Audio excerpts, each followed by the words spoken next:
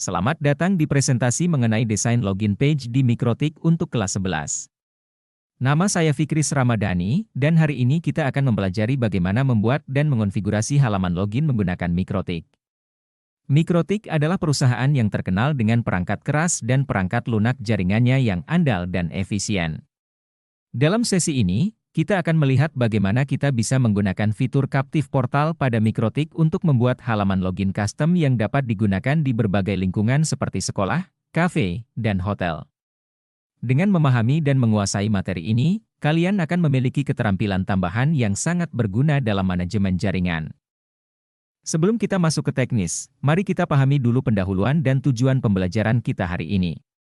Mikrotik menyediakan berbagai fitur jaringan yang canggih. Salah satunya adalah Captive Portal. Captive Portal adalah mekanisme jaringan yang memaksa pengguna untuk melihat atau berinteraksi dengan halaman web tertentu sebelum diberikan akses ke jaringan.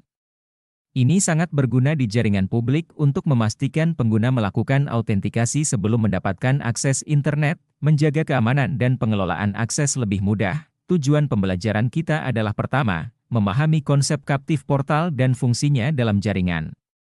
Kedua, mempelajari langkah-langkah untuk membuat desain halaman login yang menarik dan fungsional. Ketiga, mengonfigurasi halaman login di Mikrotik sehingga dapat berfungsi dengan baik. Terakhir, kita akan menguji halaman login yang telah kita buat untuk memastikan semuanya bekerja dengan benar. Setiap langkah ini penting untuk memastikan kita dapat menerapkan pengetahuan ini dalam situasi nyata. Sekarang, mari kita lihat lebih dekat konsep Captive Portal. Captive Portal memaksa pengguna untuk melihat halaman tertentu sebelum mereka mendapatkan akses ke jaringan. Ini biasanya digunakan di tempat-tempat dengan jaringan Wi-Fi publik seperti kafe, hotel, dan sekolah.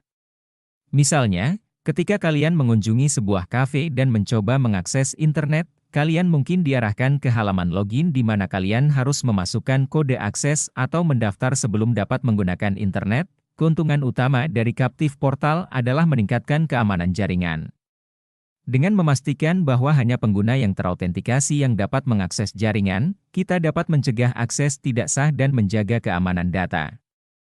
Selain itu, Captive Portal juga memungkinkan pengelola jaringan untuk mengkomunikasikan informasi penting kepada pengguna, seperti kebijakan penggunaan internet atau promosi spesial. Pada dasarnya, Captive Portal tidak hanya alat keamanan, tetapi juga alat komunikasi yang efektif. Baik, sekarang mari kita masuk ke bagian persiapan dan langkah desain halaman login. Pertama-tama, kita memerlukan beberapa alat dan bahan, perangkat Mikrotik router, komputer atau laptop dengan akses internet, teks editor seperti Notepad, Sublime Text, atau Visual Studio Code, serta gambar atau logo yang akan digunakan di halaman login. Persiapan ini penting untuk memastikan kita memiliki semua yang dibutuhkan untuk membuat halaman login yang profesional. Langkah pertama dalam desain adalah membuat struktur HTML. HTML adalah bahasa markup yang digunakan untuk membuat kerangka dan konten halaman web. Ini mencakup elemen-elemen seperti header, paragraf, form, dan lainnya. Setelah struktur dasar HTML selesai, kita perlu menambahkan CSS atau Cascading Style Sheets. CSS digunakan untuk mengatur tampilan dan tata letak halaman web. Dengan CSS, kita bisa mengatur warna, font, margin, padding, dan banyak aspek visual lainnya.